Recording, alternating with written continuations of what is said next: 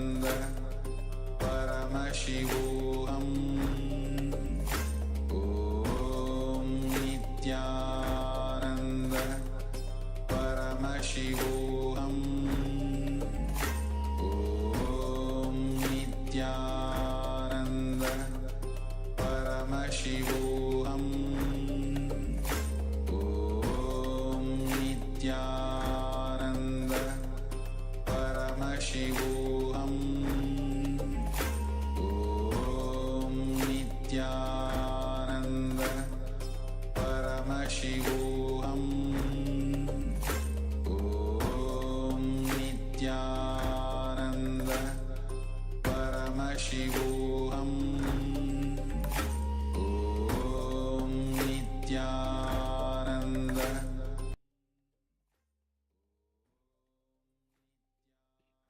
Yes, sorry for that technical glitch. So we are back. So let us start again in terms of the current segment. So Swamiji says, miracle and accident both are beyond your logic.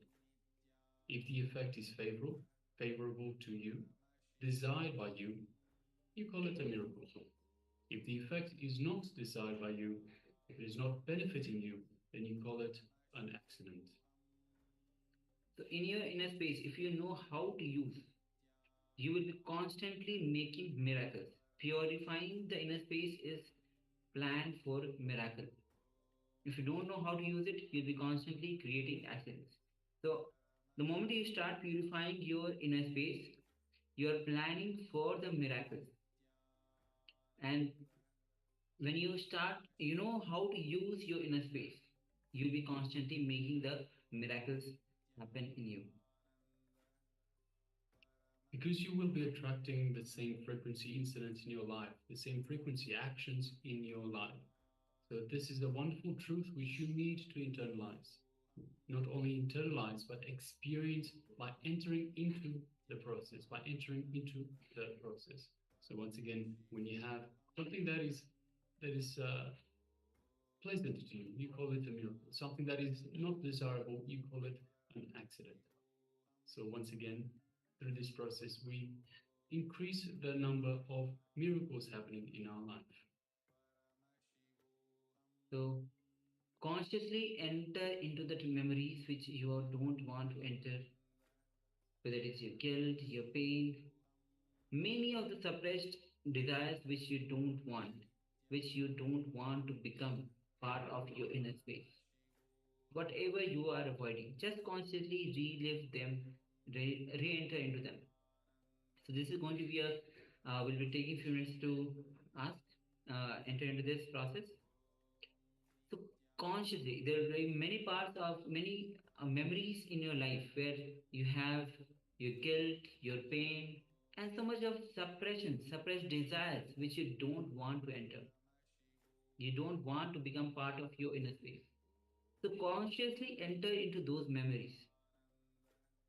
Whatever you are avoiding, just consciously re-enter into them. See, we avoid these because they are painful. We avoid these guilt, the pain. We suppress them because they are painful. But as Swamiji tells us beautifully, by bringing your awareness onto these, by re-entering into them consciously, we bring awareness, we live this with awareness, and we let them go. We are able to let them just simply melt away. So just know, don't have any hesitations. Whatever you are avoiding, you must consciously enter into that. Consciously enter into these memories, guilt, pain, all of these desires, anything that is painful that you do not want to do, you just simply want to avoid. You should be doing quite the opposite. Consciously enter them and they will melt away. They will melt away and they will not be bothering you anymore in the future, for the rest of your life. So let us do this exercise now.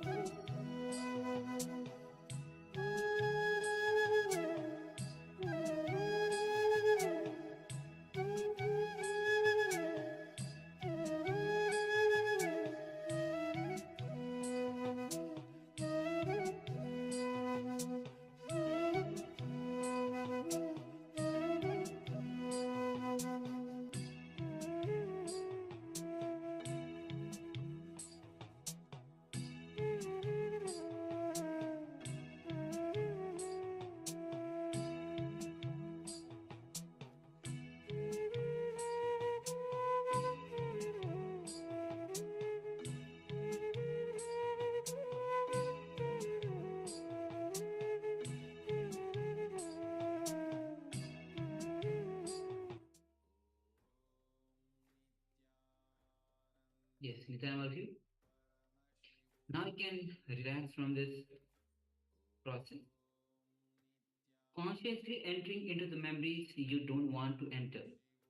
Remember, unless you enter and into these memories consciously, because you have been avoiding it, all the guilt, pains, and the suppressed desire, it doesn't become part of your inner space. Once you enter into them consciously, it will just disappear. So Swamiji says beautifully, people ask me, no. If we enter, will it not become strong? Will it not become reality? Swamiji says beautifully, you are not that powerful to make your thoughts into reality, fortunately. So don't bother. When you enter consciously into them, those engrams, if they are some way going to be good, they will become part of you. Yes, beautiful word to end up on this inner space, for this process for the inner space. Let's now move on to the next segment in our program today, Which is the power manifestation. And as today we are doing the power of remote thought current scanning. So again, we'll be the acharyas ourselves will be looking at the picture and scan our thought currents as much as detail as possible. Yes, so requesting once again the participants to come to the space of listening. Let us sit comfortably with the head, neck, and spine in a straight line. And let us start off by taking 3 deep, long breaths in and out. So just follow my instructions. Let us breathe in deeply and out.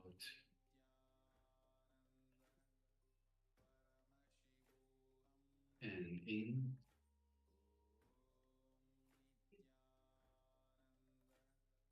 and out.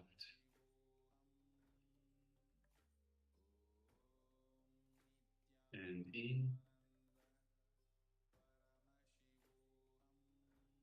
and out. So this breathing, just even 3 short breaths, 3 long deep breaths, will bring your mind to a more restful awareness, more restful state. But let us go further. Let us remove all the clutter in our minds. So let us unclutch. So just make a strong declaration to yourself that you will unclutch. Any thought that comes up, you will simply unclutch again and again and again. So make this a strong declaration to yourself to unclutch, a strong promise to yourself to unclutch. So once again, thought comes up, we just become a witness. We witness this thought, but we don't entangle in it. We don't get involved in the thought. We simply observe. Thought comes up, you observe, and it goes back down. Let us do this again and again, continuously coming back to the space of restful awareness, the space between 2 thoughts. The more we practice this unclutching, the more this gap between the 2 thoughts will increase, bringing us more and more into the present moment, into this space of restful awareness. Now, from this unclutched space, let us move our gaze to the inner space, the Ananda Khanda, which is just below your heart center. And let us remember Swamiji in our Ananda Khanda. So just visualize your favorite murti, your favorite image of Swamiji in your inner space, in your Ananda Khanda. And feel that connection to Swamiji. Feel that feeling connection to Swamiji. And through that connection, feel Swamiji's love, his devotion, his energy just flow through you.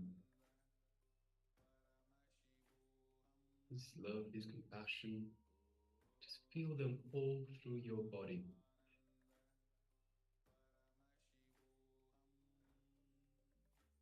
Feel the space of oneness with Swamiji.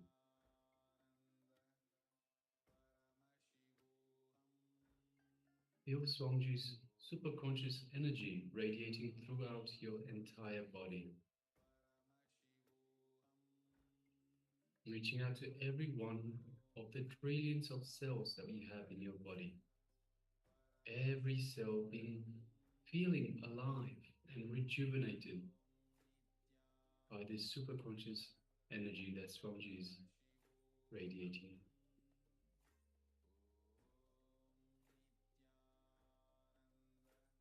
Now, from this space of oneness, let us just gently move our gaze to the third eye, the Anya chakra, between the eyebrows.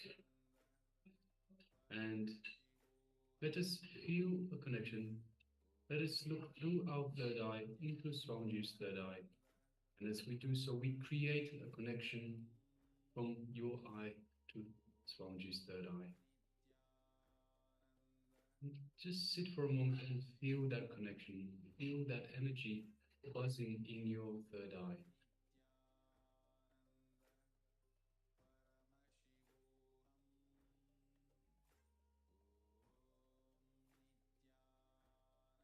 And now, from this space of oneness and the connection to Swamiji's third eye, let us start manifesting this power of thought current scanning. Let us begin. Let's begin chanting the Mahavakya. Om Nithyananda Paramashivoham. Om Nithyananda Paramashivoham. Om Nithyananda Paramashivoham. Yes. Let us start the power manifestation now. Paramashivoham. Om Nithyananda Paramashivoham. Om Nithyananda Paramashivoham. Om Nithyananda Paramashivoham. Om Nithyananda Paramashivoham. Om Nithyananda Paramashivoham.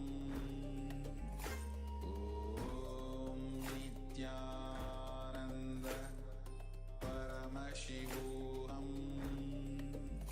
Om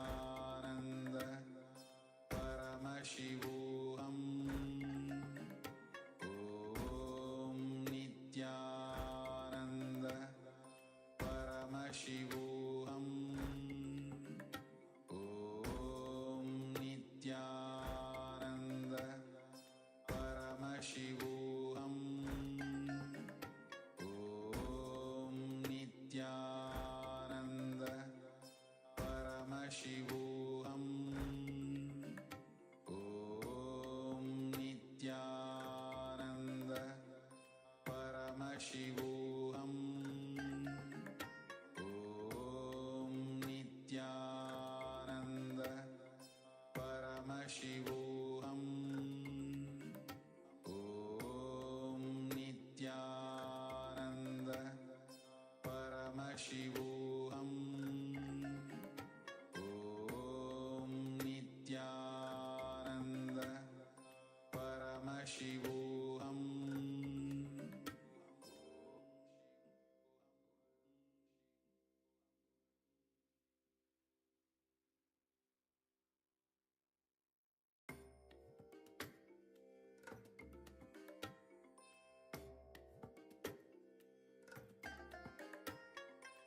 I bless you all. Let you all open all your three eyes and manifest the powers of Mahasadashiva. Om Nithyananda Paramashivoham Om Nithyananda Paramashivoham Om Nithyananda Paramashivoham Om Nithyananda Paramashivoham Om Nithyananda Paramashivoham Om Nithyananda Paramashivoham Om Nithyananda Paramashivoham Om Nithyananda Paramashivoham Om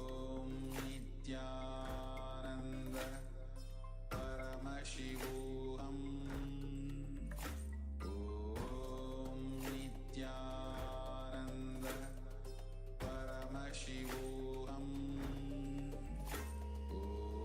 Om Nithyananda Paramashivoham Om Nithyananda Paramashivoham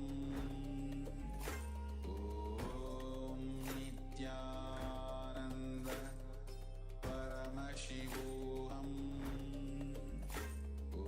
Om Nithyananda Paramashivoham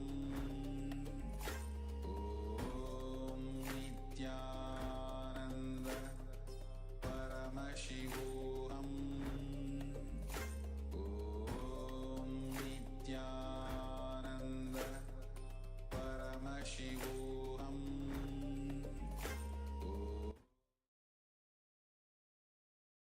Yes. Now we can slowly relax and let us share what was revealed to you through your third eye as you are scanning our thought current. And again, do not hesitate to share whatever was revealed to you. It could be anything that we are looking at, that we are discussing at, or anything related to what we were looking at or even discussing at. So do not hesitate to share whatever was revealed to you. Please go ahead.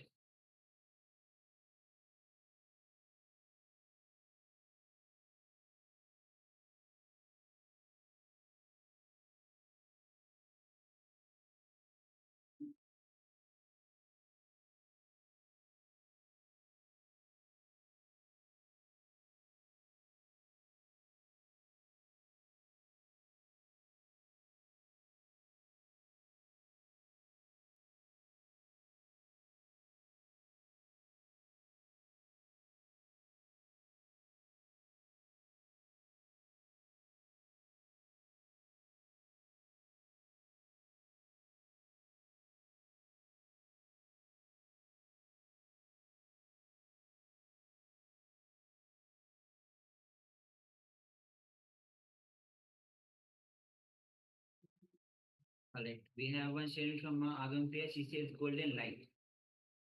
All right. Thank you. Thank you for sharing.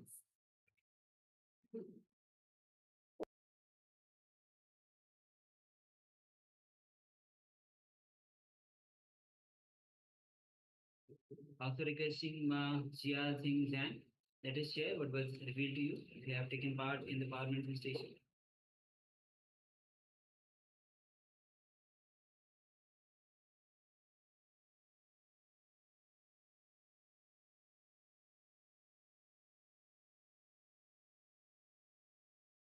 Yes, Ma. Shevchi Yang says there are many voices in my mind. Yes, Ma. So this is why we unclutch. We unclutch before we start the power manifestation. We unclutch during the power manifestation as well. Every time a thought comes, every time a voice comes, just unclutch from them. So let it come up. Don't get involved in it. See, we can't stop the mind. The mind will continuously create this inner chatter. We've just talked about it. Swamiji has just reviewed about this inner chatter. We cannot stop this inner chatter, but we can ignore it. If we ignore it, it will just simply go away. So that's why we become a witness. We become a witness to everything that comes out. So any thought comes up, any worry comes up, any emotion, any fear, anything that might come up, that the mind throws at you, just unclutch. We unclutch by becoming a witness. So remind yourself every time this voices come up, just ignore them. Don't try to stop them, to suppress them. Just be a witness. Be a witness that yes, this is a thought, this is a voice, this is a worry, whatever it might be. Just understand what it is, but don't get involved in it. Just as it comes up, it will go back down. Okay, Ma? And also, so we've just gone through the meditation technique, or the humming meditation technique.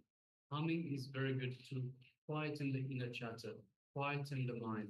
So all these voices will go away, because you can't have the humming and the chatter happening at the same time. See, the chatter is being created from the hara, from the area between the being chakra and the navel chakra. So by doing the humming meditation, so practice this every day. By doing the humming meditation, we remove these voices, we quieten these voices naturally, the way they should be quietened, not by suppression. So please make sure that you practice these. So do this humming meditation every day. It doesn't have to be for very long. Everything, even the smallest amount that you do will help you. But we generally say 5-10 minutes would be perfect. If you could do that every day, it would help a lot. Also, when we go through the power manifestation, remind yourself again and again from the start, unclutch, be a witness. Okay, Ma? Thank you very much. All right. So with this, let's share what we had, what we were looking at.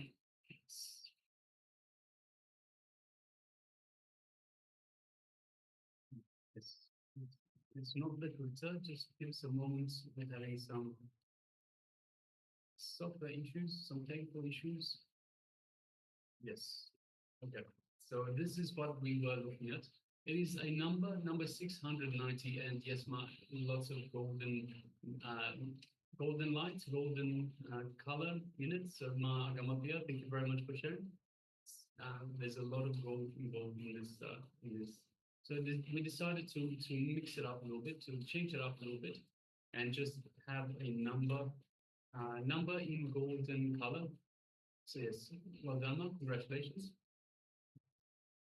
Yes, and all right. Thank you for manifesting this power. Now we'll be moving on to our next session. And the next session is going to be on chakra awareness.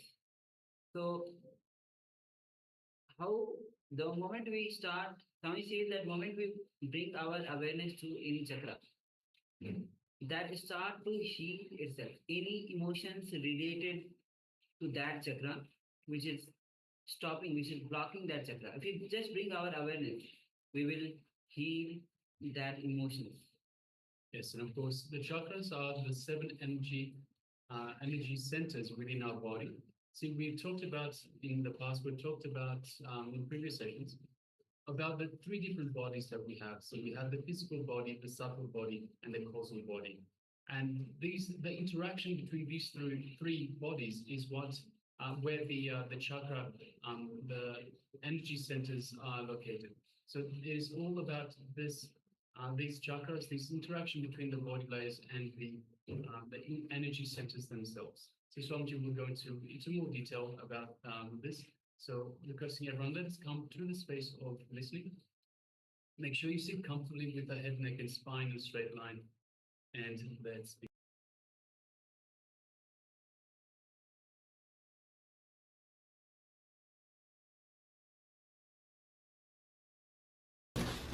We have a lot of mechanisms inside our body.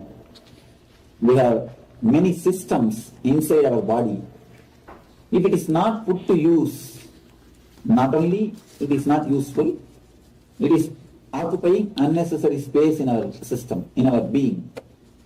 If you know just how to switch it on, only nothing else, only one on. Just one switch on.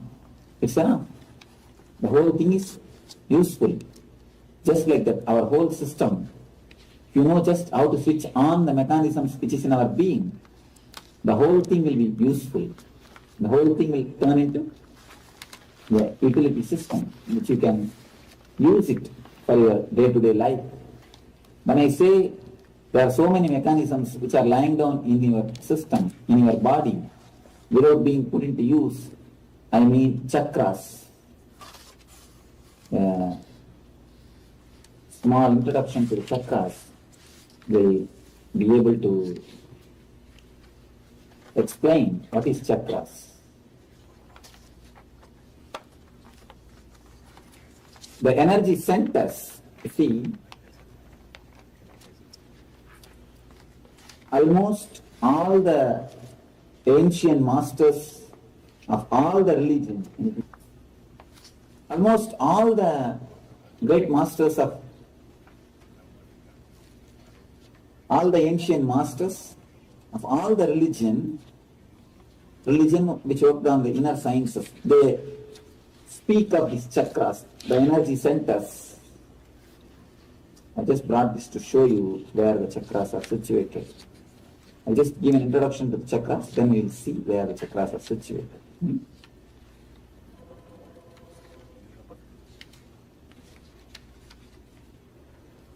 All the great masters of all the religion, they speak about the chakras. Even though with a slight change in the numbers and the placements, the idea there are energy centers in our body is accepted by all the great masters. There are, you see, there is each and everyone gland has got a chakra nearby. Those energy centers take care of the activity of that area. What they say as a gland physically, metaphysically, chakras. Of course, chakras are not limited to the glands. It's not only the glands, it manages the whole area. Mainly that glands is managed by the concerned chakra. When we say the Agnya chakra, this is the energy center which controls, which activates, which manages the pituitary glands. Just like that, each and every chakra manages one of the glands, one major part of our body, our activities. Not only physical, mental, psychological, emotional and spiritual. All the layers, all the activities of your body and mind are managed by these chakras. The beautiful book on these chakras are done by a great yogi called Patanjali. Patanjali is a great master. Patanjali is the father of this yoga science. He is the first master who put the whole thing in a logical way, in a clear way. He describes about the chakras, how to meditate on the chakras, how to cleanse the chakras. The whole yoga science, the whole chakra science The whole healing science originates from Patanjali. From Patanjali, the roots, the seeds have come out from Patanjali. Patanjali is the root, Patanjali is the seed for the whole science. Now the way in which I am going to explain chakras to you is the way of Patanjali. Of course, each and every master, little bit they differ. One or two small things, there is a little difference. When Buddhism, they speak on the chakras, one or two small difference will be there. But majority of the masters, majority of the enlightened people, they go with Patanjali because he is more scientific, more logical, more clear-cut on this subject. So what I am going to give you is based on Patanjali. Patanjali is the great saint, great enlightened master who lived thousands of years ago in the place called Chidambaram. Chidambaram is the place in India where he lived and had his enlightenment. He has recorded his enlightenment in a beautiful way called Yoga Aphorisms, Yoga Sutras. That's a book which explains basically about the whole science of yoga, meditation, whatever life, how the life should be led, how you need to live the life if you want to have the longevity, health and bliss. He is the father of all the postures, asanas, which we call asanas. Asana means, I think in West it is very famous now, bending the bodies and stretching out the bodies and breathing exercises. They are very famous in the West. All the yoga system, all the asanas are originally explained, are created by the Patanjali. He is the master who made all the description or a clear explanation. In a way, he has done the unabridged dictionary for the yoga philosophy. Unabridged dictionary, a complete collection of asanas, yoga system, mudras, meditations, chakra, about everything. And if you meditate on which chakra, in which way, what power you will get. Even to that extent, he has done a deep research and made an unabridged dictionary over this science. Let me explain about the chakras as Patanjali explains, according to the system of Patanjali, because what Patanjali says goes with my experience also. My experience also goes with what Patanjali says. So let me explain it. A small story. From that story I will be able to tell you the chakra, about the chakras. After the Second World War, a group of defense people, they were vacating their army camp. When they were vacating their army camp, they left a small open aircraft in one tribal village and went away. When they leave their army camps, they don't carry everything back. Some things they carry, some things they can't, they leave it and go. Just like that, in an army village, in a tribal village, a small tribal village in Germany, they left one aircraft, open aircraft. Only 1 or 2 persons can sit in that sort of small helicopter. They left that open aircraft and went away. After 1 or 2 days, the tribal people, they have neither heard about aircraft or they have not seen. They don't even have any idea about the helicopter. They have not even heard about tractor, or to speak of aircraft. So the whole village gathered and saw, what is this? What is something new has come to our village? They were not able to understand what it is. And they were just going around and round that vehicle. They don't even understand it is something called vehicle. It is something like a vehicle. So they were not able to assess what it is. Suddenly one man told, it may be God who has come to visit our village. And all the other people told, no. If God means he should speak, he should give boons. It is not doing anything, it is stagnant as it is. They refused. The argument was refuted. Somebody else told it may be some devil or the ghost has come to our village. Again it was refused. No, it is not doing any harm. It is lying down there as it is. Nobody was able to recognize, nobody was able to understand what it is. Finally one boy came and told, you see, bullock cart also they have a wheel. They know only one thing, bullock cart. They use bullock cart. Bullock cart is also having a wheel. And this vehicle is also having a wheel. So it must be a bullock cart. Maybe a little developed bullock cart. It must be bullock cart. When it is told with a logical way, the whole village agreed, yes, it must be a bullock cart. So they all thought that they have discovered what it is and they started celebrating, enjoying, running around the vehicle, pulling this way and that way, pushing this way and that way. The whole village was celebrating and enjoying the new bullock cart. After 1 month, it went on. They were playing with that vehicle. They put a big bullock in front of the helicopter and they started using that as a bullock cart. Throughout the village, they take round and whatever they want to transport, they started using this vehicle. It is going on. After some 3-4 months, one boy who has gone to a nearby village, nearby city to study, to do his school, he came back.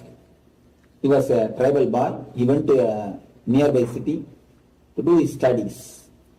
He came back and he saw the whole thing. He thought it cannot be bullock cart.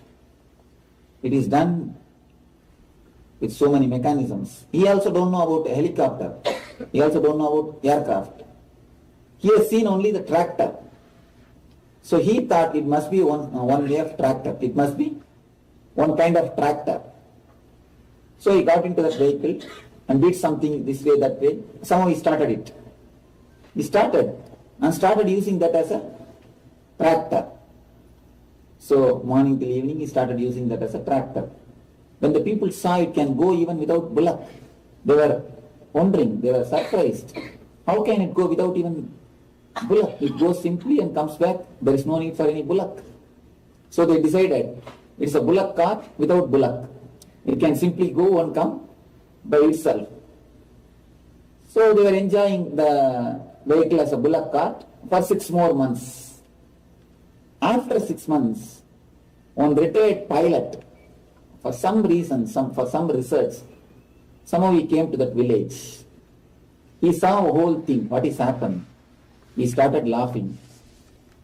Then he explained to the villagers, see, it is neither a bullock cart nor a tractor. It's an aircraft. It can be used to fly. First, the villagers were not ready to agree it. What are you talking? How can it fly? It is such big mechanism, so heavy. Our body is much lighter than the mechanism. Even our body cannot fly. We cannot fly. It is more heavier than our body. How can it fly? They asked all logical questions. But the pilot told, you see, I cannot answer your logical questions. There are a lot of things which logic cannot explain. But the one thing I can do, I can fly and show. He got into that aircraft. He just took that 1 round he went. He came back. He landed. And then he showed. You see, this much only I can do. Now you understand that it can fly. It's an aircraft. Then the whole village surrendered and asked the pilot, yes, now we understand. It's an aircraft.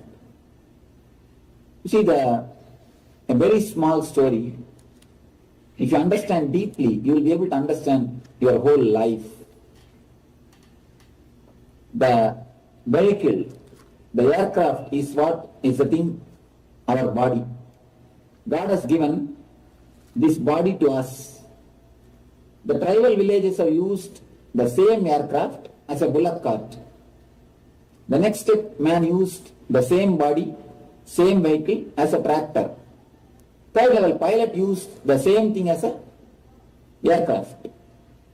Same vehicle or the same instrument One man is using it as a bullock cart, another person is using it as a tractor, the third person is using it as a aircraft. The same way, God has given a same system for all of us. The body is the system. This is the system given to us by God, given to us by the divine. The people who live with a normal life, very ordinary way of life, just taking birth, having their food, reproducing some more children and dying. Nothing more in their life. Just if you weigh their life, few Benz, few bungalows, little bit of money, that's all. Nothing more. They take birth, do something, and then they die. Somebody came and asked me, Swamiji, why in all the cemeteries it is written, born on such and such a date, died in such and such a date? I told them, nothing worth mentioning has happened in between. Nothing worth mentioning happens in between. Only these two are worth mentioning. Born and died, over. You see, most 90% of our lives, 90% of the people live only in this way. Born and died. Nothing worth mentioning happens in our life. So it's just a dull, dead, dragging life. When you live the life of only eating and reproducing and dying, if you have not done anything else except this, you have lived your life as a bullock cart. As the tribals have used, we have lived our life only as a bullock cart. We take birth in Muladhara. Muladhara means the lowest chakra. That is the sex center. We die in Swadhisthana, the next center. Next center is death, first center is birth. Birth and death, over. Nothing more, nothing else. Born and died. Nothing worth mentioning has happened. Even though if you have place, nothing worth mentioning has happened. That is the one kind of life in which 90% of us will live. 90% of us live only a dull, dead, dragging life. So there are next level people, like a young boy who used that as a tractor. There are next level of people who enter into the field of art, culture, dance, poetry. When you enter into the layer of the art, when you enter into the level of heart, when you add some juicy things in your life, by dancing, by singing, by painting, by this type of artistic things, you use your system as a tractor. You expose yourself to the second layer. You come to the second level of understanding. You understand money is not the only thing to be achieved in the life.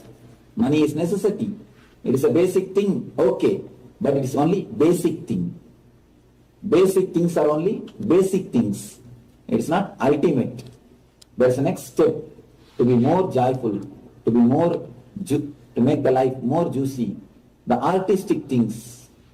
When you add art in your life, you use your system as a tractor.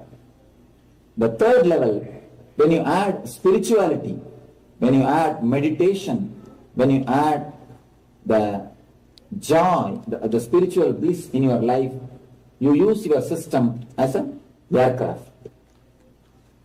The same system, the same body, the same vehicle, tribals are using as a bullock cart, the young man is using as a tractor, pilot is using it as a aircraft.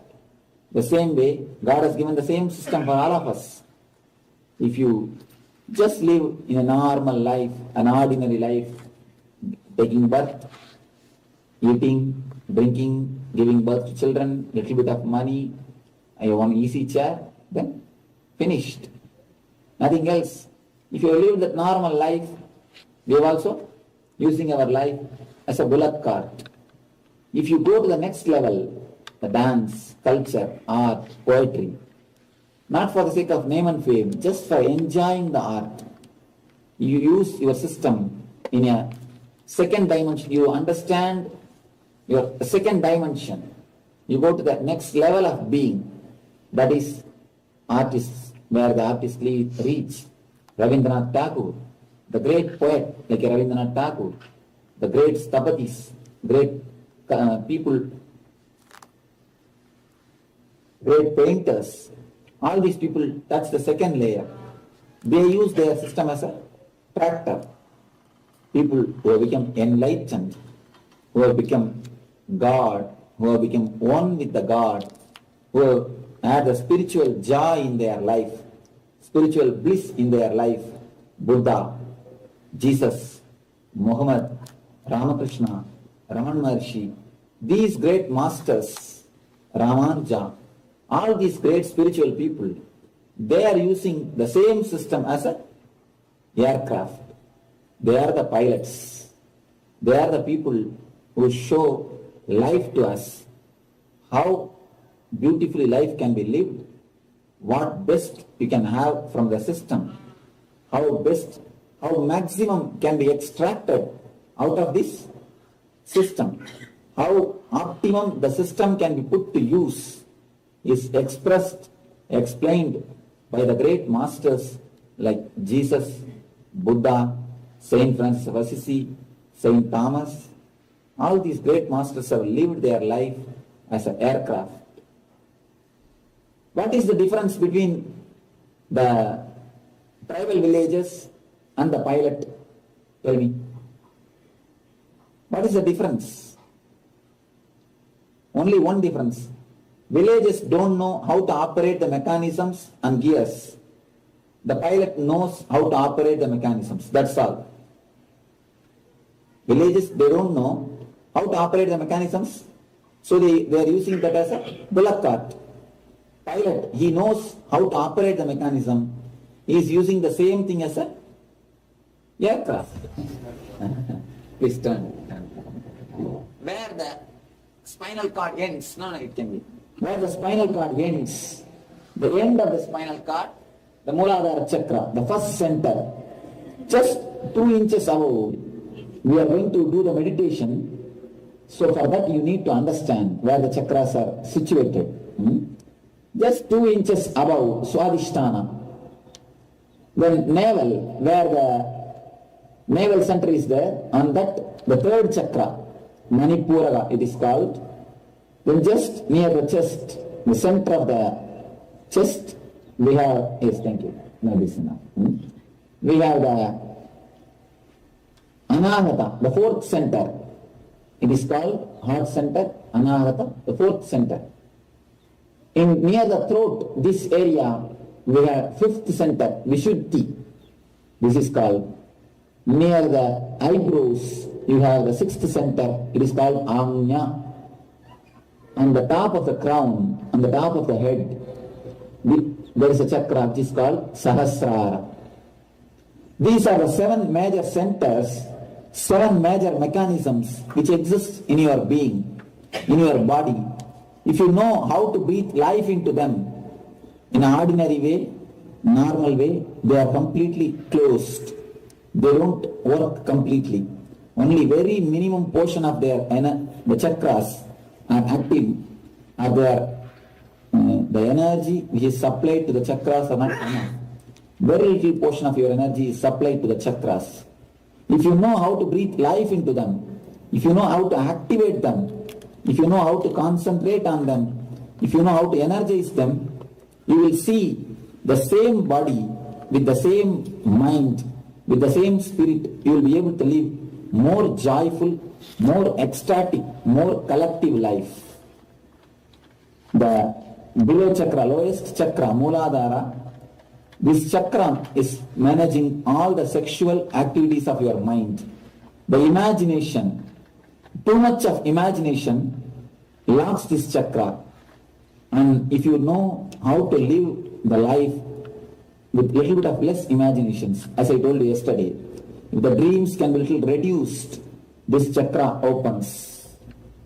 The next level, Swadhisthana, the chakra which is below your navel, above the Muladhara, below the navel. If this chakra is getting locked by the unnecessary fear. You see, a small example can tell you about this chakra. if you just climb a 10-story building, and if you stand near a parapet wall and just peep in, peep out, you know that the building is safe, and the man who built the building, he only built the parapet wall. Even then, if you just put your head outside the window, you will have a slight feeling, just from the deep stomach, a feeling of fear that you may fall. The feeling which comes from the deep stomach, it comes from only Swadhisthana. And you are driving in a highway, the full speed, if some vehicle, without any traffic, without any rules, if it comes just near your vehicle, as if about to hit your vehicle, you will feel something is suddenly come up from your deep stomach. If you have felt a sudden fear, if you are in danger, you will feel that something suddenly happening in your deep stomach. That happens only from Swadhisthana. The fear, the unnecessary fear, and the deep feeling of insecurity locks the Swadhisthana chakra. If you understand the inevitability of life and inevitability of death, death is the only thing which can never die. Anything else can die. Death is the only thing which never dies. Uncertainty is the only certainty in the life. Insecurity is the only security in the life. If we understand the life uncertainty and relax with the fear of death, this chakra opens. The third thing, Manipuraga is something to do with Ori. That is the navel center is something to do with Ori. That is the reason in all the language we have an expression. If you receive any news which you cannot tolerate, if a shocking news comes to you, immediately we say, I cannot digest it. I cannot stomach it. Not only in English, all the language this expression exists. Because Ori and Manipuraga is very closely related. Any news which makes you worry, you immediately say, I cannot digest it. And any news, if you hear any shocking news which shakes you, the first will be, stomach will be upset. The first thing in your system will be, stomach will be disturbed. Any disturbing news, any disturbing thing, have you observed? Anybody had this experience? Any shocking news if you receive, the first reaction in your system will be, stomach will be disturbed. Stomach will get upset, either diarrhea or indigestion. The stomach is the first portion, first part of your body, which will be disturbed if you listen any news, the incident which gives you worry. So the Manipuraga is disturbed by unnecessary worries and the unnecessary depression. If you suppress any of your emotions, Manipuraga is the first chakra which will get disturbed. And the Anahata is the chakra which continuously asks for the attention from others. Our life, throughout our life, we will be doing so many things just to get the attention of the others. Just to ask, just to get the certificate from others that you are a good person, you are a good wife, you are a good husband, you are a good children, you are a good son, you are a good daughter. To get that certificate, we put our whole life just for the certificates of others. When you just run behind the certificate of others, the Anahata is locked. So the Vishuddhi, when you compare and feel jealous with others, when you compare your life with others and feel jealousy about it, the Vishuddhi gets locked. If you take things too seriously and if you behave too egoistically, the prejudiced life, if your life is filled with prejudices, instead of living with reality, if you have too much of past on your head, the Anya is locked. Too much of past and too much of ego. Of course, past is ego. If you have too much of past, you behave with a too much of egoistic way. That is the reason elderly people, if you just go near them, they will start, oh, in my good old days. Anything, the conversation will start, in my good old days. You can, with any elderly person you can say, you can see. If they live with a simple little bit of understanding, they won't start. Otherwise, in my good old days, things used to be like that. So the past is heavy on our life. If you have too much of past carrying in your life, it is not that just because you are 90, you need to carry the past. There is no need. There are many people who are 90, but mentally they are 19. Just because you have lived 90 years, there is no need you should carry the past. Just because you are elderly man, there is no need that you should be egoistic. But generally, we carry the past heavy on our mind. So wherever, even if it is unasked, we just go and give advice. See, the advice is so free of, it is free of cost. So what to do? Even if nobody wants, even if somebody doesn't listen, we just go and catch them and start giving the advice. So just catching the people and giving the advice, just having the past on your head locks the Anya Chakra and continuously living a discontented life. Whatever life has given, we take the things for granted and we don't feel grateful for the life. That motion, that taking the things for granted locks the Sahasrara Chakra. This is the gist of the 7 chakras. If you understand, God has given so much, divine energy has given so much. If you feel grateful, the Sahasrara opens. You see, we pray to God, oh God, give me the ring, give me the diamond ring, I should wear a diamond ring. But we never feel grateful that you are given a finger. You see the truth. We pray to God, we pray to Balaji, oh Balaji, give me so much of money so that I will wear diamond ring. But we never feel grateful, oh God, you have given me the finger. That is the way of our life. Whatever God has given, whatever the divine has given, whatever the life has given, we think everything is our birthright. Till we get only, our mind keeps quiet. As soon as we get, what we decide? Oh, it is my birthright. Everything is mine. Then what we go for? Next. What next? What next? What next? Taking things for granted locks this chakra. If you understand how much the existence has showered on you, how much the God has showered on you, how much the divinity has given you, the Sahasrara opens. You see, if all of you are, if a God appears suddenly in front of you and says, whatever you want, please make a list and give me. Will the list end any day? The list will never end. And if the God appears in front of you and asks, whatever I have given, please give the list, we will never make the list. You see, if the God has given you enough things and God has not given you enough things, there are so many things which is not given by God and there are so many things which is given by God. This side also big list and this side also big list. But we never look at this list. We never look at the list which God has given. We all our eyes throughout our life, our whole concentration is what God has not given. That is the reason from early morning till midnight we continuously blame God. Oh, He has not given me this, He has not given me that. And finally we go to bargain also. Oh God, give me 1 lakh in the lottery. I will give you 10,000 in the hundi. If you don't believe me, deduct the 10,000 by yourself and give only 90,000 in the lottery. So these are our prayers. Yeah. Small story can explain how we bargain with God. Once a doctor, engineer, and lawyer. All these 3 people, this is a story I always use.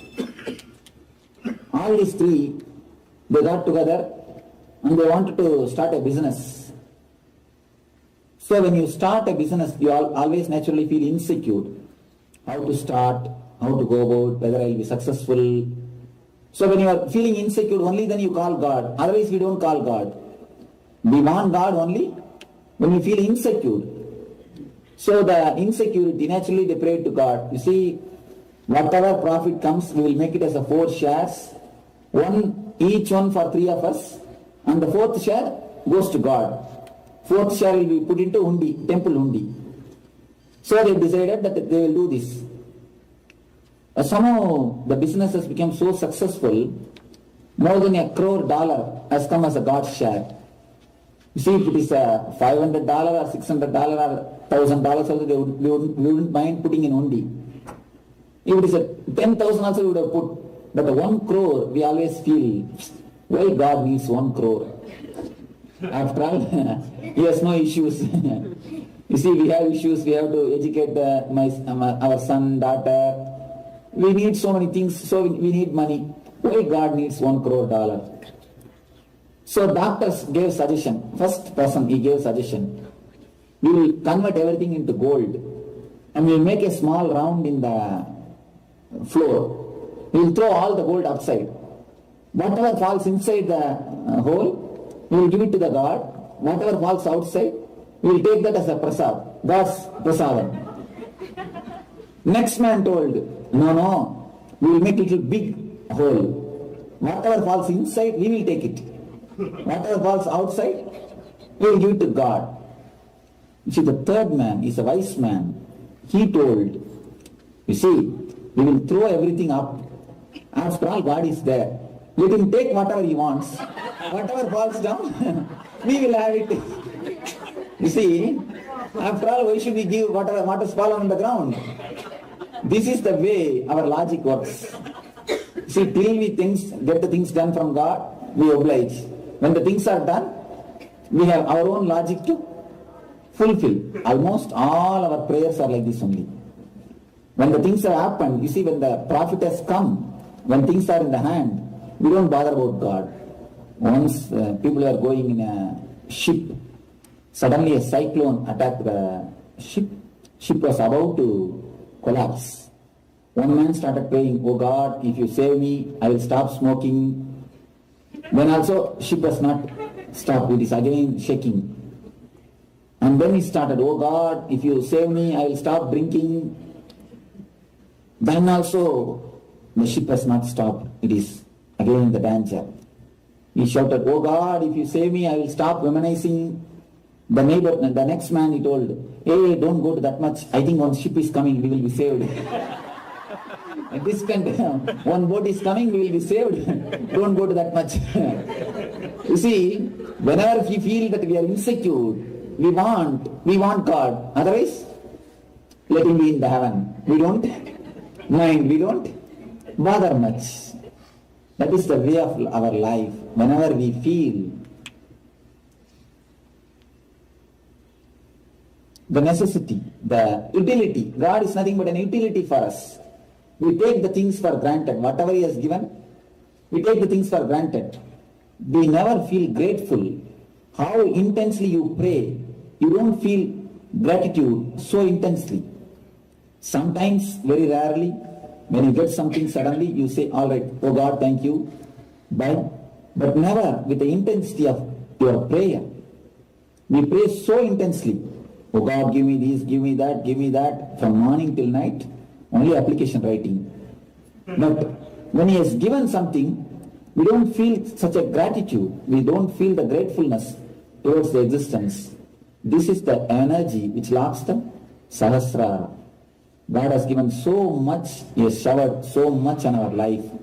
When you take the life for granted, Sahasrara is locked. When you feel gratitude towards the life, when you feel your thankful attitude towards the energy, towards the existence, gratitude is the greatest attitude. Gratitude is the greatest attitude which you can have towards the life. Then Sahasrara opens, when the Sahasrara flowers. So, these are the emotions which locks our major chakras. So if you can just understand, understanding itself solves half of the problem. See, we don't say, many people come and tell me, Swamiji, I understand whatever you say sounds so right, but in practice we are not able to do what to do. This is the problem. Most of us face this problem. Do you say, I understand if I put my fingers in the fire, I will get burnt. But every day I want to put my fingers in the fire. Do you say that? No. When you understand, if you put your fingers in the fire, you will be burnt. Clearly, thoroughly, you never go and put. If you don't understand, then only you go and try. Same way, if you understand these are the emotions which blocks your chakras, these are the ways which disturbs your chakras, you can really drop it, you can understand. But our understanding is not so deep. Once when you put your hands in the cigarette and you get burnt, you think, I think only cigarette fire burns, not the lamp fire. Let me put my finger once more in the lamp fire. You put your hand in the lamp fire and again you get burnt. Oh, lamp fire also burns. Let me put my hand in chimney fire and see whether that burns or not. So every day you try with new fires. When you understand all the fire burns, the time has come for you to go to the fire ground, the burial ground. The time will come. You need to go to the burial ground. You need to go to the cremation ground. So if you go testing every fire, naturally you will end up in the cremation ground. Nothing else. You will never understand. But understand, only once when you touch some one fire, not only this fire, all fire will burn. All fire will hurt. When you understand that, your life, you can come out of the sufferings. Your life will become a joyful flowering. Same way, understand not only this one problem, anything, not only one incident, anything related to that emotion. When I say that worry disturbs your Manipura chakra, unnecessary worry and too much of overbrooding disturbs your Manipura chakra. Not only it is related to one incident, it is related to all the incidents of your life. Anything, any incident, don't brood over too much. Don't worry too much. Just some 4 months ago, one middle-aged lady, around 40 years she came to our ashram. As soon as she entered my cabin, she started crying. This happened really. She started weeping and wailing. I told her, why are you crying, ma? Can you just tell me the reason? Let me see what can be done. She started telling, oh, my son is not listening my words. He is disobedient. If the same thing happens, I don't know, he may marry on his own. He may not marry the girl whom I wanted. In India, the son is a very good, you can earn a lot through a son. If you have one son, that is enough. You can earn enough money to run your life. If you sell that one son in the market, you will get enough money to run your whole life. So if he marries on his if he gets married, if he decides his own life, his own partner, what will happen to me? I don't know what will happen. So she started crying. I told her, you see, don't bother. Bring your son once. Let me talk to him. Let me try to help him. She suddenly told, no, Swamiji, I don't have to bring. I have already brought. She just let a 4-year-old boy. The son is only 4-year-old boy. She is so much worried. She is weeping and wailing. She is telling me he may marry on his own. I don't know what will happen in future. She is complaining so much. But when I asked about her son, she just let a small kid. He is only 4-year-old. You see, we are such a great masters of worrying. Even if you don't find any reason, of course, we find some reason to worry. If you don't find any reason today, oh, today everything is going well. I think tomorrow something big bad is going to happen. And that is what we think, something very bad thing is going to happen. That is the reason today things are going smooth. If everything goes well, if you can't find any reason, you just start thinking, tomorrow there may be something very bad. I don't know what will happen. We start worrying about the next thing. You see, in the initial times, you need some reason for worrying. After some time, that becomes such a beautiful habit for you. You don't need outside reason. Even if you make some reason, even if you don't get any outside reason, you just make your own inside reason. Oh, things are going so smooth today. I think tomorrow something big bad is going to happen. Something very bad is going to happen. Some reason we find.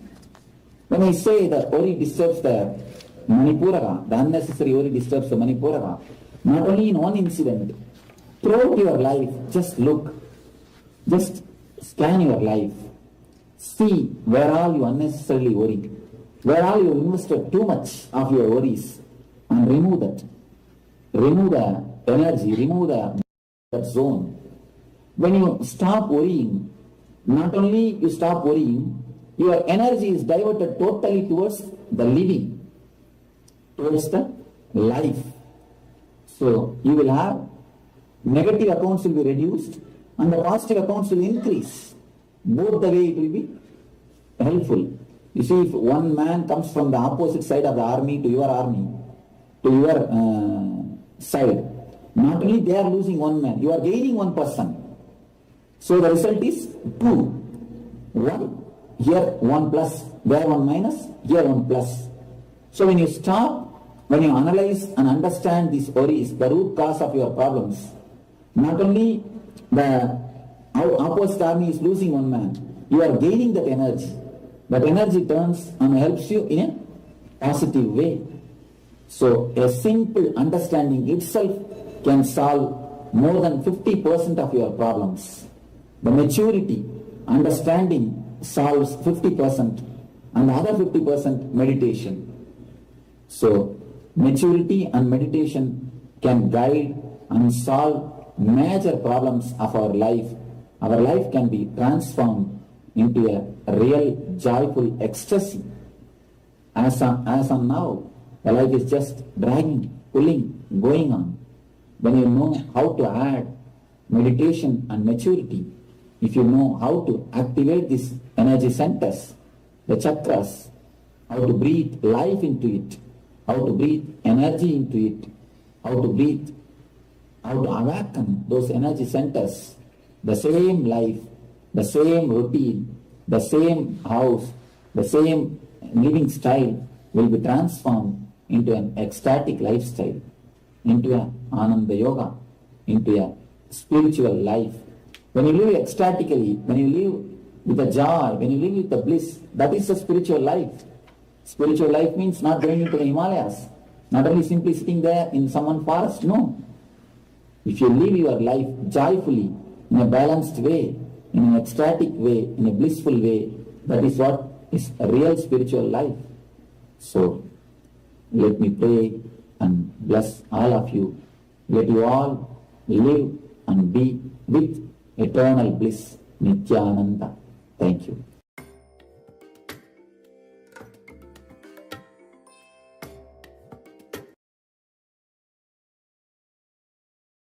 Nithyananda, okay? So, living joyfully.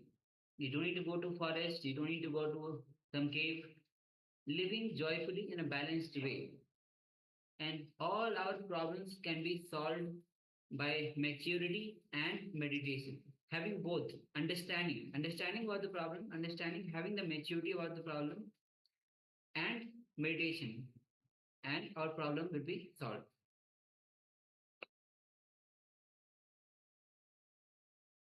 All right, so let us now move on to the internalization exercise for these chakra awareness. So requesting participants to now sit in Vajrasana. We can display this slide. So we'll display the slide for everyone to follow along in just a moment. Yes. All right. So let us have a look. So let us sit in the Vajrasana. So sitting in Vajrasana is sitting on your knees. So with knees down and you sitting back comfortably with your buttocks on the heels. Or if you can't sit in Vajrasana, you can sit cross-legged on the floor as you wish. But keeping the fingers in Chin Mudra. So once again, the Chin Mudra is where our index finger and our thumb are together and the other three fingers are straight. So Chin Mudra for both hands, keeping the index fingers and the thumbs together and the other three are unfolded or straight. So let us go ahead now. Let us sit in Adha Vajrasana or just cross-legged, but keeping the Chin Mudra. Then let us take our awareness to each individual chakra, each energy center, starting from the bottom, from the Muladhara chakra, the root chakra. So you can see the image on the left-hand side, all the different chakras, starting with Muladhara, which is at the base of the spine, the Swadhisthana, which is at the spleen center or the being center, the Manipuraka or the navel center chakra, the Anahata or the heart center chakra. So moving up to the Vishuddhi or the throat center, the throat chakra. Then onto the Anya chakra, the brow center, the third eye. And finally the Sahasrara, which is the crown center chakra. So these are the chakras going from the bottom, from the center of the base of our spine, all the way up to the crown center, the very top of our head. So let us take our awareness to each individual chakra, one at a time, one by one, starting with the Muladhara chakra, which is the root center.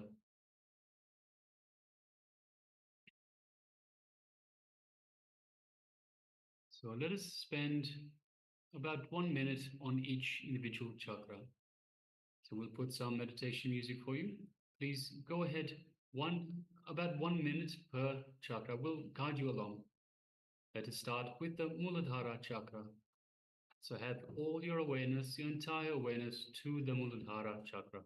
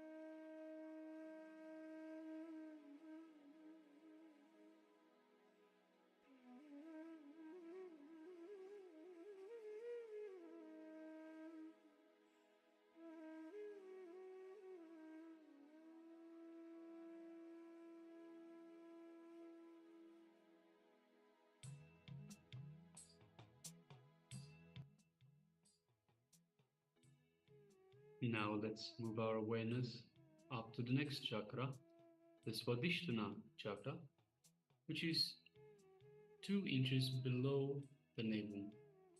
So 2 inches below the navel, the Swadhisthana chakra, also known as the spleen center or the being chakra. Bring your awareness to this Swadhisthana chakra.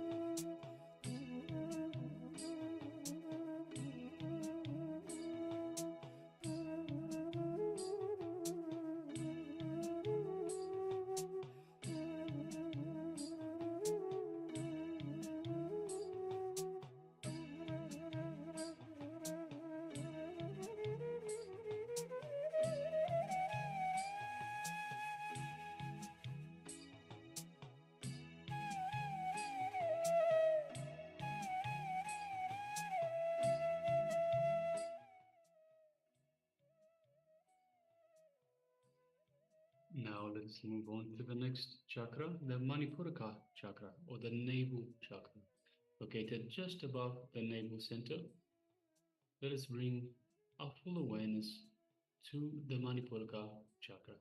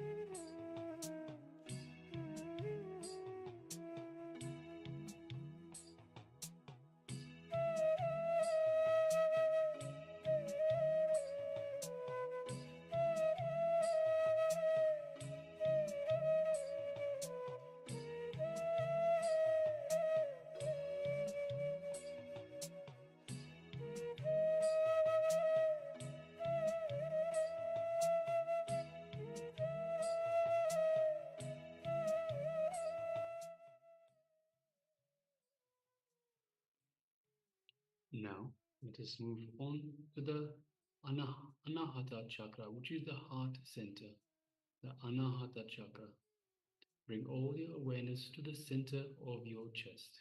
Let's continue.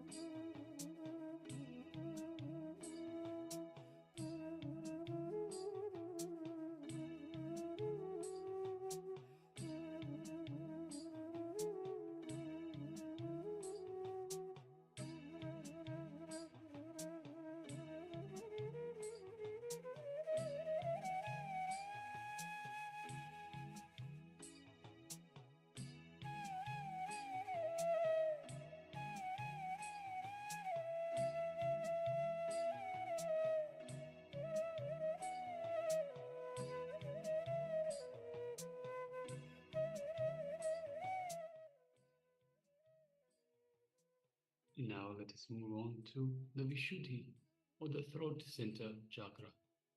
Bring all your awareness to the area just in the small of your throat, just in the depression area of the throat. Let us continue.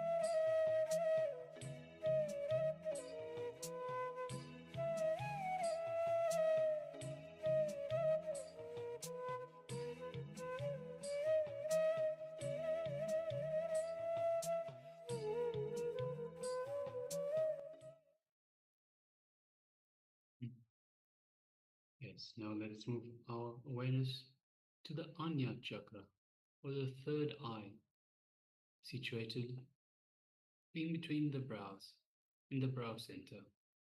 Bring all your awareness to the third eye, the Anya chakra. Let us continue.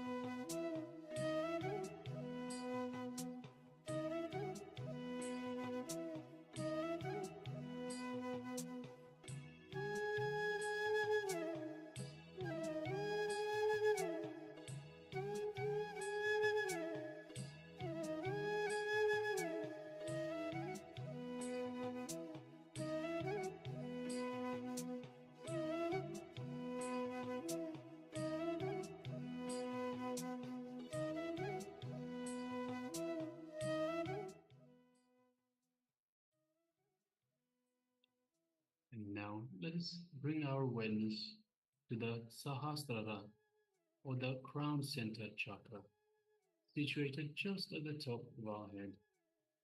Let's take a moment and bring our awareness to the Sahasrara chakra. Let us continue.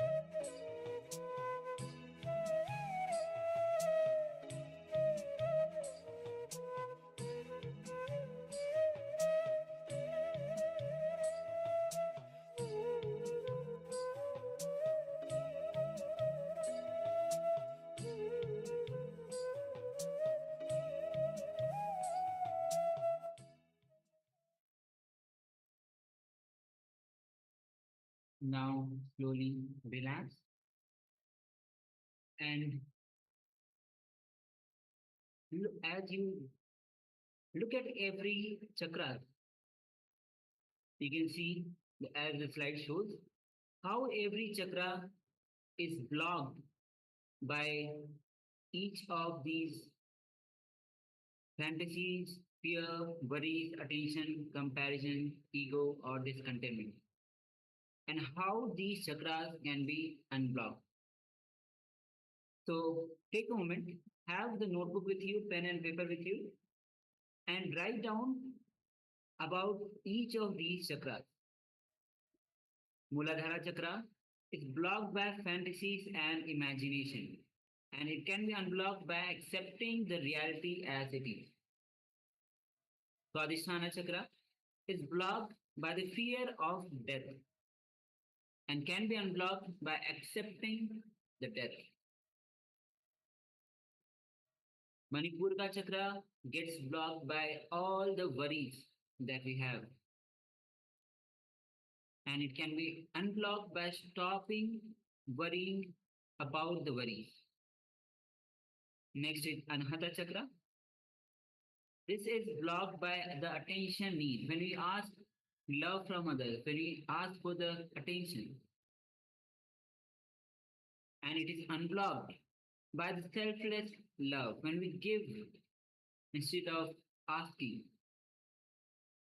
Next is Vishuddhi chakra. This is blocked by comparison and jealousy, and it can be unblocked by accepting the uniqueness of every individual. Angya chakra is blocked by ego and seriousness. When we take life seriously and we have too much of ego, this chakra gets blocked, and it can be unblocked by having simplicity and innocence in your being. Sahasrara chakra is blocked by discontentment, and the moment you bring gratitude towards everything, Sahasrara Chakra gets unblocked. So let's take a moment and write down about each chakra.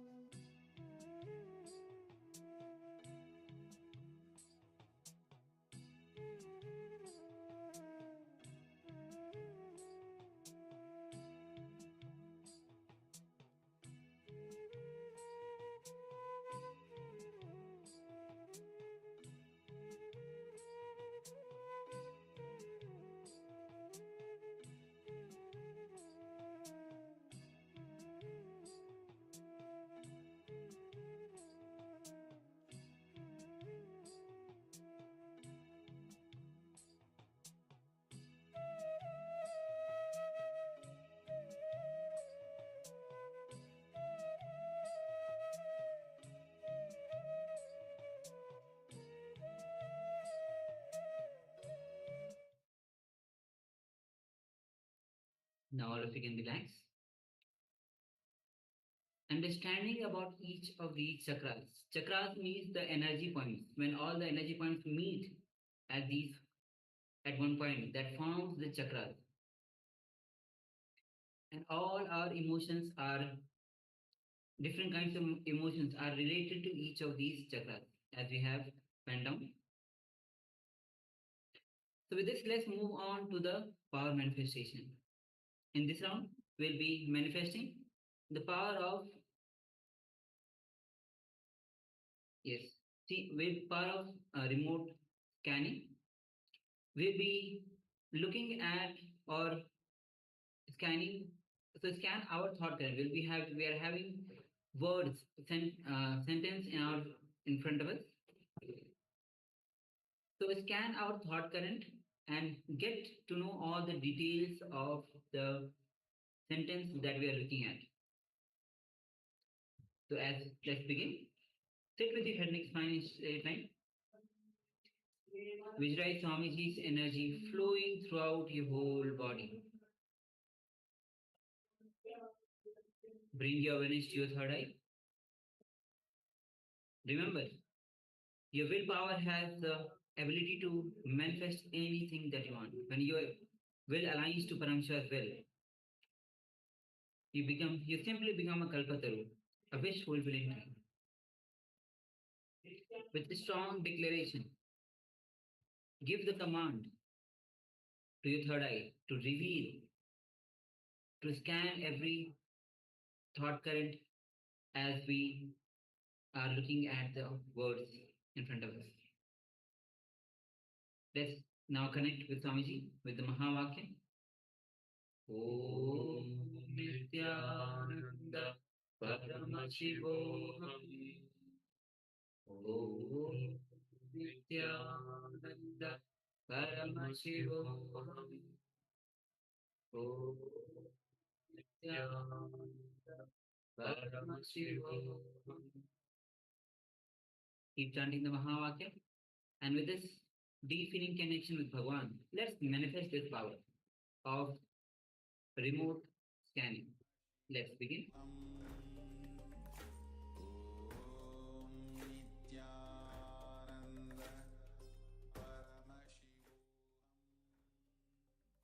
Yes, continue to scan the thought current of the Acharyas. We are having a sentence in front of us. Scan our thought current and ask Swamiji to give all the details. Let's continue. Paramashivoham Om Nithyananda Paramashivoham Om Nithyananda Paramashivoham Om Nithyananda Paramashivoham Om Nithyananda Paramashivoham Om Nithyananda Paramashivoham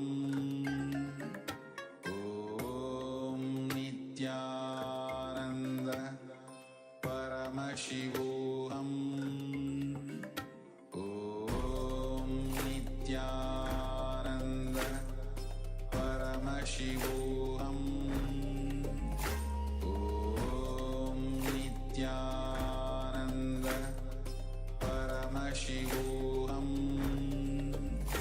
Om Nithyananda Paramashivoham Om Nithyananda Paramashivoham Om Nithyananda Paramashivoham Om Nithyananda Paramashivoham Om Nithyananda Paramashivoham Om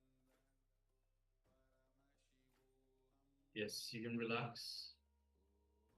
And take a moment. If you use anything to cover your eyes, you can remove it now. And take a moment and share with us what was revealed to you in your third eye. So this was the power of manifestation, the power of thought current scanning. So ourselves, the acharyas, ask you, the participants, to scan our thoughts as we look at an image on our screen. So now take a moment and share with us what did we have on our screen. So we told you it was going to be some words. So it was a number of words. So let us know what words we had on our screen. You can tell us anything. You can tell us the exact words, the exact sentence. You can tell us perhaps even a number of different letters that we'll find in the words. Or you can tell us even the color of the words, the letters that it is written on the what background maybe. Anything in relation to those words, anything that's related to those words. So please take a moment and share. And also it's important to do not have any reservations, do not have any doubts or self doubts or any judgments. So anything that comes up, just please feel free and share. And also go into as much detail as possible. So whatever it is that was revealed to you, don't assume that, oh, this is too small, too insignificant detail, I'll skip it, because it might just be the most important bit of the revelation itself. So many times we've had, even Mahashiva was telling earlier, in terms of when we were showing the Mysore Palace, that she had crown and jewels in mind. Yes, it is very much related. So anything like that, any information that you have, remember it and share it with us, because any detail could be the key detail in the power manifestation. So we already have some sharings. One is from Nithya Dhyaan. She says cartoon face. I thank you for sharing, ma. Yes, thank you very much for sharing, ma. We also have Ma Shukra Indrananda that shares wings, fly, tatastu. I assume the fly is related to the wings, not the actual insect fly. Tatastu, melt, white color. Yes, thank you very much for sharing, ma.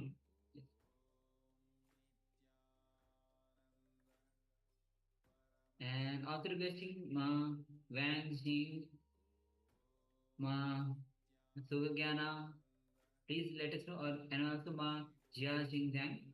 If you have manifested this power, taken part in the power of manifestation, let us share.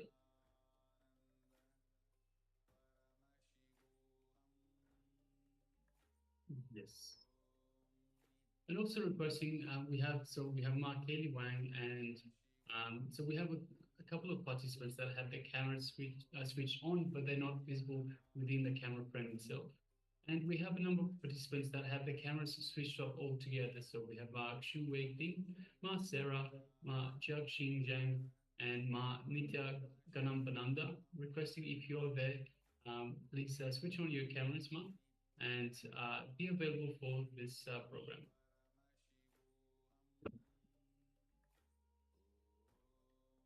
Right. Meanwhile, let's get ready. So if you're still sharing, please go ahead and keep sharing. And meanwhile, we will show the image, the words that we were looking at just in a moment, as soon as we manage to get the upper hand on this software. Just some minor technical issues. Yes, here we go. So yes, the sentence we were looking at is Shiva is causeless auspiciousness. Yes, and Mahashivam shares Tathastu. So Shiva is always Tathastu. He always blesses, always is just blessings radiates through him. So yes, very good. Yes. So Mahashiva also shares wings, fly, Tatastu, melt, and white color. So yes, thank you very much for sharing, Ma. Yeah.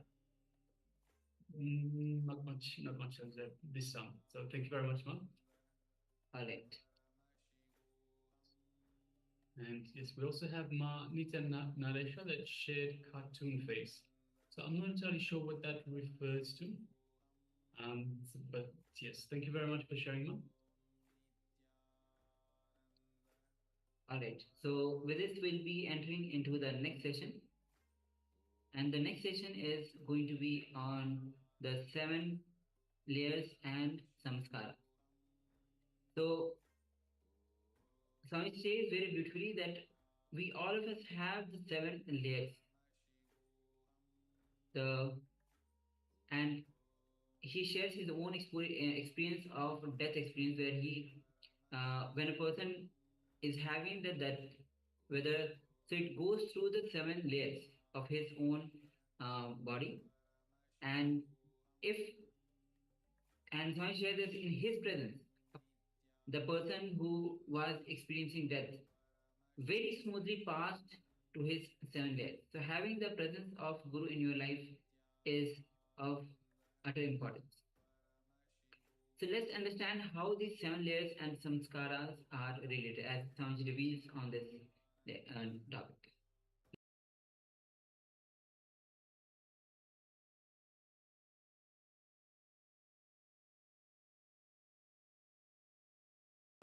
Seven layers in our being. Maybe I'll give you just simple diagram.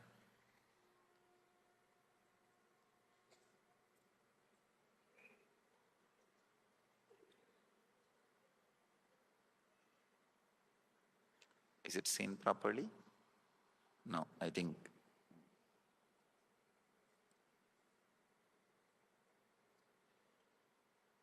Now I think okay. Yes. Somebody asked me yesterday, there was a question. Somebody, why are you using all these modern things? I told them, what is the wrong? Perfectly all right. If Buddhas made 10,000 people enlightened without flight, car and computer, laptop and without any infrastructure, website, internet, when we have all these things, we should make at least 200,000 people enlightened, 2 lakh people enlightened. So what is the wrong in using?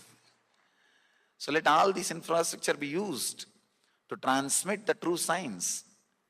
It doesn't have to be used to transmit only the ideas which was in the head of the people who invented. See, just because somebody has invented this, it is not that you have to accept the ideology and lifestyle of the person who was invented. That is what we are doing. Not just taking the comforts and scientific great things from the West, taking their lifestyle also, idiotic. And you don't know, 66% of the Western countries, not just America, even the other so-called developed countries, 66% are taking some form of psychiatric medicines. Now we don't understand where we are heading. 66 is not small percentage. Sometimes I really feel blessed, fortunate that I am born and brought up in Indian villages. I was born and brought up in Indian village. I never heard so many problems. Not that I heard and I did not have those problems. I never even heard of those problems. The sufferings and problems which the so-called developed country kids are facing, I never even heard about them. It is good sometime. So nothing wrong in using all this infrastructure. Let it be used and the proper ideas be spread. Otherwise, what we will do, we will start thinking the person who created this infrastructure, these discoveries, he knows everything about life. That is the foolishness. That is the foolishness. They may know how to operate all these machineries, but that does not mean they know how to live the life. In the East, we have done more than 10,000 years of research and development in the inner science, in the inner field. And let the inner science be spread using the machineries and infrastructures of the outer science. We have 7 layers in our body. First layer, I'm just trying to give you a visual idea. Of course, surely not our bodies are like a round shape unless you are really obese. Even then it won't be exactly this circle. I'm just trying to give you a picture, an idea. First layer is the physical body which you are carrying, made out of flesh and blood. The second layer is the pranic movement, the prana movement, which is happening in your system, like inhaling, the prana which stays inside you, and the prana which spreads all over the body, and exhaling and cleaning. There are 5 pranas: prana, apana, vyana, udana, samana. The 5 pranas.